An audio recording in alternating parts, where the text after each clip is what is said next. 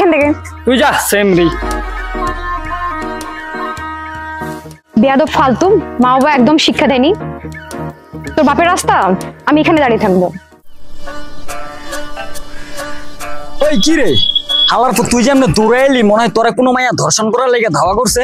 দোস্ত তুই তো আমার বন্ধু না। বন্ধু আজ হঠাৎ এই প্রশ্ন? তুই জানোস আজকে কি হয়েছে? জানি তো, সবই তো জানি। তুইও যাই না গেলি? বেটা আমি যদি জানতাম তোর মতো আমিও তো দৌড়াদৌড়ি করতাম। কাহিনী কি হয়েছে ওইটা কো। মামা কাহিনী হয়েছে কি, ওই চুমকি ভাবি না আমার মারছে।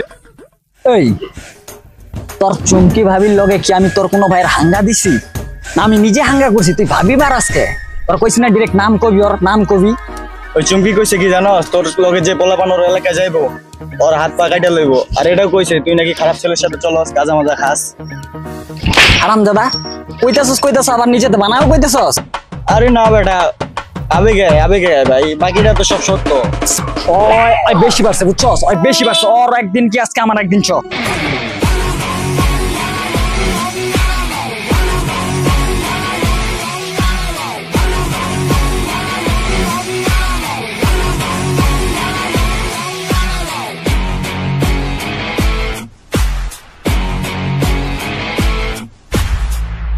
ওই তোরা কে মারছে কো, আজকে কিন্তু আমার মাথা মুথা গরম, ওরে মার্ডার করে ফেলাম।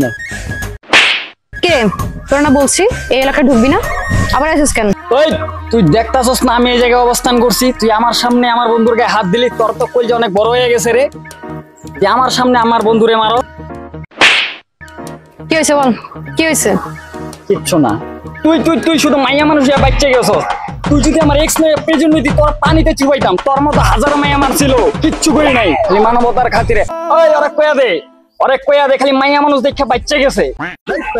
ওই কি তোর দূরে আছে নাকি, হয়তো তোর সামনে, তুই ওরে কো। এই তুই ওরা মারছস কেন? কি রে ওই তোরে কেন মারলো? এই বেটা থাপ্পড় টাপড় খেয়ে কি পিনিকে গেছিস নাকি, হয়তো তোরও থাপ্পড় মারছে। আরে তোরা কি কম, হয়তো আমার এক্স বুঝছ নাই, হয়তো আমার এক্স হয়তো শুধু বাহানা খুঁজে বুঝছ নাই, টাচ করার জন্য খাবার মারছে, ওটা টাচ করছে ফিলিংস আকারে নিয়ে নিছে। এটা তো আমরা বুঝি, মায়া মানুষের টেকনিক সবাই টেকনিক বুঝছ নাই, আমরা তো বুঝি। খাবার দিব টাচ করবো, ওটাই ফিলিংস আকারে নিব। ওই তো গেলি নাকি আরটা খাবি? মাইয়া মানুষ বুঝছস, টাচ করবো খাবার মারবো টাচ করবো, ওটাই ফিলিংস আকারে নিব। আমি তোরে ফিলিংস নিতে দিব না, ফিল নিতে দিব না। আইছো এই খারা কই যাস?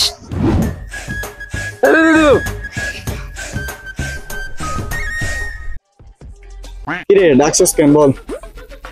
শুনো হে বৎস, চুমকি আমার গায়ে দিয়েছে হার, বেড়ে গেছে আমার রক্তচাপ। বাহ ভাই বাহ, তুই তো পুরো চোর থাপ্পড় খেয়ে কবি হয়ে গেছিস গা।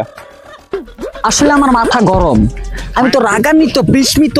আমি যে কতটা রাগান্বিত এটা তো তোকে বুঝাইতে হবে। তাহলে চল ওর এলাকায়। যামু না কে? আমি কি ওরে ভয় পাই? আমি তোরা কইছিলাম না যে আমি বীর, কইছিলাম তোরে কানে কানে কইছিলাম যে আমি বীর। কারণ বিষয়টা হচ্ছে ওর এলাকায় যামু, একটা পরিস্থিতির বিষয় আছে না। তোর বেটা তুই কি যুদ্ধে যাবি নাকি যে প্রস্তুতি নেওয়া লাগবে তোর? এই বেটা তুই আমারে দেখছস, আমি একটা মশা, আর ওই যে ডেঞ্জার আছে তো হাতি, ওই যে আমার খাবার দেয় আমি তো অমনি মরে যাবো। তাহলে তুই আমার ডাকছস কেন? আরে বেটা আমি যে কতটা রাগান্বিত, কতটা আমার যে মাথা কতটা গরম, কতটা রাগান্বিত বিস্মিত, এটা তো তোকে বুঝাইতে হবে। ওরে বাপ রে বাপ, তুই তো দেখি মামা খুব রাগী। আমার কঠিন মাথা গরম, আমি কিন্তু খুব ভয় পাই বুঝছস। আমি যাই গে ভাই। এই আন্টির পোলা, এই ভয় পাইলি নাকি রে? এই খারা, এই কিরা ভয় পাইলি নাকি? আরে আমি তো যাবো, আমি তো বীর। তাহলে যাবি? হ্যাঁ যাবো, না থাক কালকে যাবো।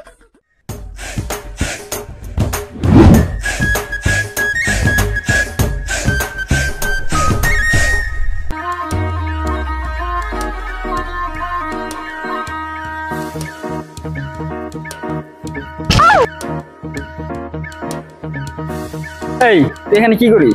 তুই এরকম কুত্তার মতো চিল্লানি মানে কেন? এই কুত্তা মুত্তা কবি না, খবরদার কইতেছি। আঙ্গুল নামা বলছি। কথাটা ঠিক করে রাখো, কুত্তা মুত্তা কবি না। এই তুই আমার বাসা নিচে কি করস? আঙ্গুল নামা। তোর বাসা এটা? তোর বাসা? এই নাটক করবি না। এই ধরনের নাটক আমি ছোটবেলায় যাত্রাপালায় দেখছি। তুই কইলেই কইতে পারস যে আমার দেখার জন্য তুই আমার বাসার সামনে আইছো। ও হ্যালো, এক্সকিউজ মি। এই তুই দেখতেছস না সাইনবোর্ডে কি লেখা আছে? ফকির মিসকিন নট এলাও, শুক্রবার ছাড়া এলাও হয় না। তুই আবার বৃষ্টি পেরে আইছিস কেন? তোর চেহারা দেখে মনে হয় না যে তোর একটা বাসা, মনে হয় তো সারাদিন রাস্তায় থাকোস। আমি রাস্তায় থাকি আর শুনি তলেই থাকি, ওটা আমার ব্যাপার। তুই আমার বাসার সামনে কে? আচ্ছা মানলাম বাসাটা তোর, রাস্তাটা কি তোর? তুই বাবা তোর সাথে পেঁচাল পাড়ার আমার সময় নাই, তুই সর আমার বাসার সামনে থেকে সর। আমি এখানে দাঁড়িয়ে থাকবো, পারলে তুই এখান থেকে আমার সরা। বুঝছি, আমার এখানে আরেকটা সাইনবোর্ড টাঙ্গাইতে হবে, বয়স্ক মহিলা বুড়ি টুড়ি নট এলাও। সর এখান থেকে।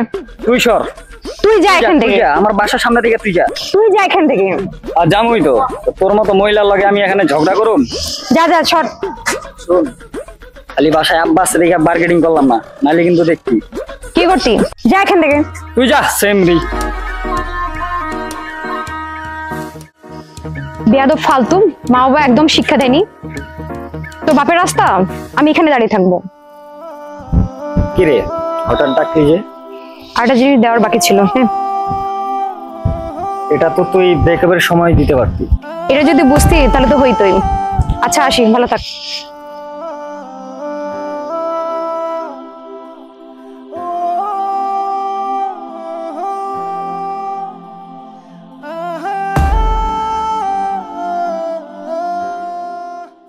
কিরে, তোর সাথে রিলেশন থাকাকালীন তুই আমার যা যা গিফট দিছিস সব তোর ফেরত দিয়ে দিচ্ছি। তো তুই ফকিনির বাচ্চা, এখন আমার গিফট ফেরত দিস না কেন? মানছি তো, তুই রিলেশনের শুরু থেকে শেষ পর্যন্ত যা যা দিছিস, লেজার মেজার হাফ প্যান্ট ঘড়ি সবে যে এখানে আছে। ধর, তোর তো কমন সেন্স নাই, তুই তো কমন সেন্স ছাড়া নারী। নিজে তো একটা লুঙ্গিও কিনতে পারো না, আমি যেটা দিয়েছি সেটা নিয়ে সারা দুনিয়া ঘুরে বেড়াও, আবার ফটো ফটোর কথা। ওরে বাবারে, তুমি তো আবার বড় লোকের মাইয়া, এই কারণেই তো তোমার জামা কাপড় সবকিছু আমারই দেওয়া লাগে। তুই তো একটা ফকিনির বাচ্চা, সায়া ব্লাউজে ঠিক মতো নিয়ে দিতে পারিস না, আবার যদি বলতাম টপ নেকলেস নিয়ে দাও তাহলে তো হয়ে যেত। এটা শোন ফকিনির বাচ্চা, তোর সাথে কথা বলা তোর টাইম নেই আমার। তুই আমার কাছ থেকে যা যা গিফট নিয়েছিস সব ফেরত দেওয়ার কথা ছিল, ঠিক আছে? আমি সব তো দিয়ে দিছি তোরে, আর তুই কি পাস? তুই যে প্যান্টটা পরে আছিস এই প্যান্টটাও তো আমার কেনা, প্যান্টটা কিনলে কি টাকা লাগেনি? এই সেরিজা, তোর জন্য কি এখন আমি রাস্তাঘাটে প্যান্ট খুলুম? আমি কিচ্ছু জানি না, তুই এখনই এখানে আমাকে প্যান্ট খুলে দিবি। আমি যতবারে দেখছি ততবারে তুই এই প্যান্ট পরে আমার সামনে আসছিস, তুই এখনই প্যান্ট খুল। এই যা, তুই আমার গার্লফ্রেন্ড না, তাই আমি ভালোবাসি না? তুই কি চাস যে আমার এই উলঙ্গ শরীরটা রাস্তাঘাটে 10টা মানুষজন দেখুক, 10টা মেয়ে দেখুক? আমি জানি তুই এটা চাইবি না, কারণ তুইও তো আমার ভালোবাসো। তোমার সাথে আমার একসময় রিলেশন ছিল, কিন্তু এখন আর নেই। সো তুমি এখন প্যান্ট খোলো, আমি প্যান্ট না নিয়ে এখান থেকে যাবো না। কে বলছে তোরে তোর লগে আগে রিলেশন ছিল এখন নাই? আমি তো ব্রেকআপের কথা কখনো কইই নাই। আচ্ছা ঠিক আছে যা, কালকে তোরা ধুইয়া টুইয়া ইস্ত্রি করে পাঠাই দিব। আমি কিছু জানি না, তুই এখনই আমাকে প্যান্ট খুলে দিবি। কেমন করতেছে সামান্য একটা প্যান্টের জন্য? আর তোরা কইছি না দিয়ে দেবো? আচ্ছা তুই যা যা, তুই যা, তোরা পরে আমি দিয়ে দিব, যা। কিছু না, যে তোর মতো একটা ছেলের সাথে প্রেম করতে গেছিলাম, যদি ভালো চাস তো কালকে ভালোই ভালোই প্যান্টটা দিয়ে যাবি। এটাই তো আমার কপাল যে তোর মতো একটা মায়ের লগে আমি এতদিন রিলেশন করছি। আবার কি বলিস মান করে? কালকে আমার প্যান্টটা দিয়ে যাবি। ঠিক আছে দিয়ে দিব, যা তুই যা। ওকে নিয়ে বাচ্চা যা।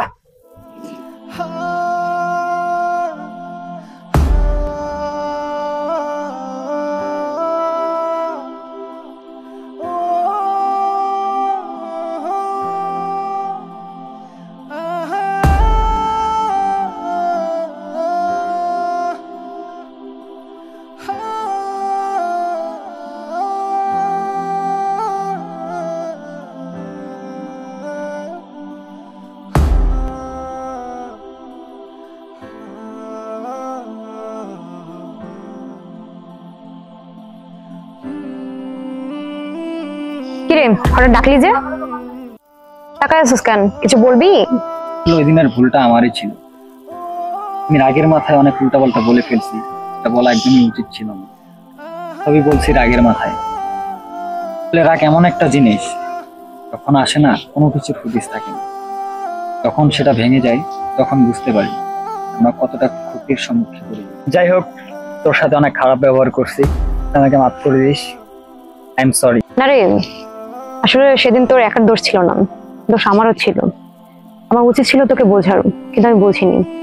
অনেক উল্টাপাল্টা কথা বলে ফেলছি তোকে আমি, কিন্তু আমি এটা চাইনি। বিশেষ করে একটা কথা কি জানিস, একটা সম্পর্ক তৈরি করতে না অনেক কষ্ট করতে হয়, কিন্তু এই সম্পর্কের ভিতর যখন একটু ভুল বোঝাবুঝি হয়ে যায় তখন সেই সম্পর্ক আমরা নষ্ট করতে একবারও ভাবি না। এই মাঝখান থেকে জিতে যায় রাগ আর অভিমান, আর হেরে যায় ভালোবাসা। আমিও অনেক অনুতপ্ত, তাহলে আমাকেও ক্ষমা করে দিস। আচ্ছা আমরা কি পারি না আমাদের এই ফাটল ধরা ভালোবাসাটাকে আগের মতো করতে? এখানে রাগ অভিমান তার থেকেও বেশি থাকবে ভালোবাসা। আবার আমাকে আগের মতো ভালোবাসতে পারবি? আগের থেকেও বেশি ভালোবাসবে। সত্যি?